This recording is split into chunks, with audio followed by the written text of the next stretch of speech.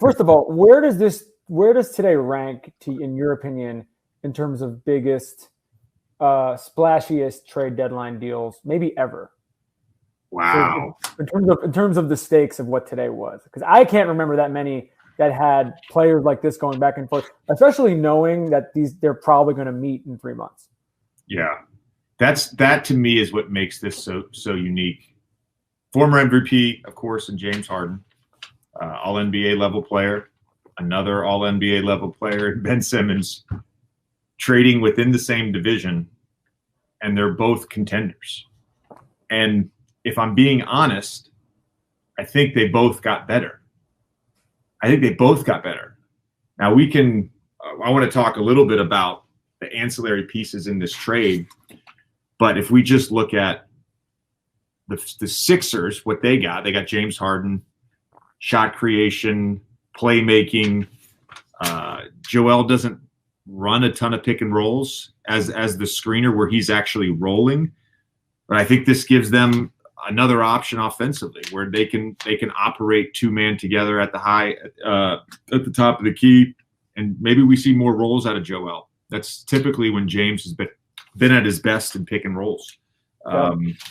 For the Nets, I love this deal for the Nets. I love it for the Nets. I've always said this. Ben Simmons, his best position in the playoffs is as a five-man, a playmaking five that switches multiple positions. He can't do that on the Sixers. No. It's one of the reasons it's always been very clunky in the playoffs. You've got Joel Embiid at the five. He's the best player on the team. You can't play Ben at his best position in the playoffs. I really think that's his best position. There's always this question mark right now with the Nets about Kyrie's availability in the playoffs, and they have a ton of road games coming up.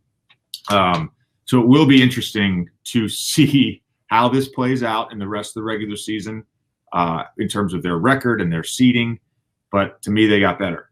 Well, the other guy, I was going to say, and then I know you're about to get to this, so I'll just throw to you. But I mean, we should talk about the Seth addition for the Nets as well, because this has been a team, we don't know whether Joe's coming back, and this has been a team that has desperately needed more help shooting, just more help in the perimeter in general. And this is a guy who's done this in the playoffs. I mean, they would have never been able to get a guy like Seth Curry otherwise at the deadline.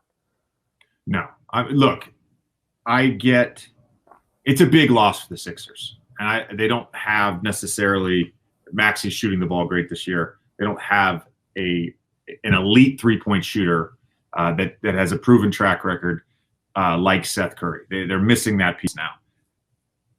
I like that Philly was unwilling to give up Maxey and unwilling to give up Matisse. You are absolutely going to need Matisse guarding people in the playoffs. So keeping those two guys was big. But the loss of Curry is huge. And on the Nets side, I don't know. Again, we don't know what's going to happen with Joe Harris.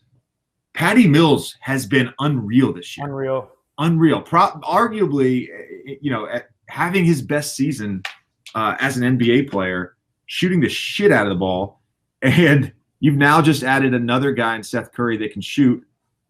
Ben Simmons, over the last 4 seasons, whatever it is, he has been as good or better, the best, at anyone in the league in terms of creating open threes for teammates. To me, that's one of his superpowers. Of course, defensively, he has a bunch of superpowers, but his superpower offensively is creating open three. I know. I was the beneficiary of that.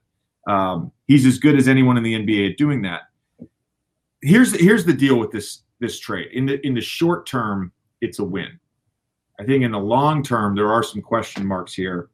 And we have talked on the podcast, Tommy, a couple of weeks ago about how you basically, if I'm Daryl Morey and I'm the Sixers, I have to make a move. I have to get something for Ben. Obviously, their patience paid off, and they were able to get the guy they wanted in James Harden. But there's some risk here. You're gonna have to max out Harden. Yep. He opted in. He's gonna sign an extension 6 months from now. It's gonna be worth a lot of money, and you're gonna be paying a guy who, as he's gotten older, has gotten a little heavier and has a hamstring issue that's been ongoing now for close to a year. So there's some risk there.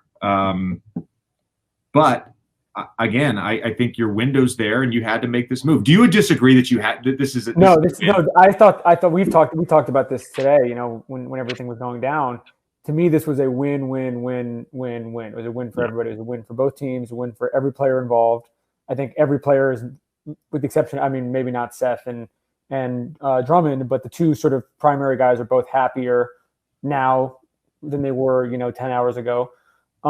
It's a win for the TV networks. It's a win for Twitter. It's a win for people comment about this. It is like it is gold. And I think that I just think the thing which is so fascinating about it is because it is, two teams that are 90 miles from each other or whatever it is. Like they're going to meet on March 10th. First of all, get your popcorn ready for that. I think we will be at that game. I don't remember whether it's in Philly or Brooklyn, but either way, it's in Philly.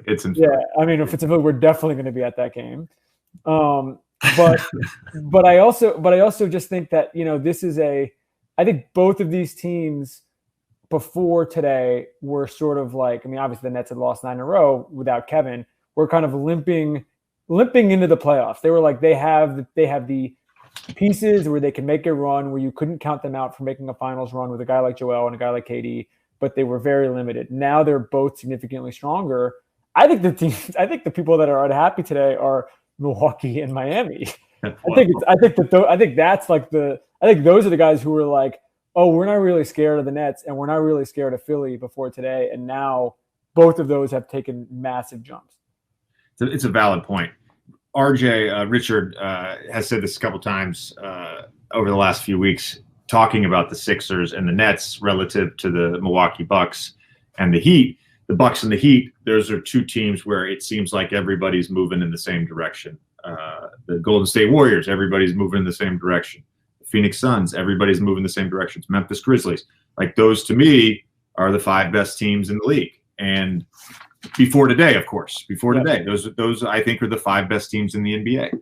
And now with Harden going to Philly, where by all accounts he wanted to be, Ben getting out of Philly and going to a situation that is going to be great for him in a big market. I think best case scenario for him. Best case scenario for Ben Simmons, 100%. Now all of a sudden you have 2 more teams that are moving in the same direction.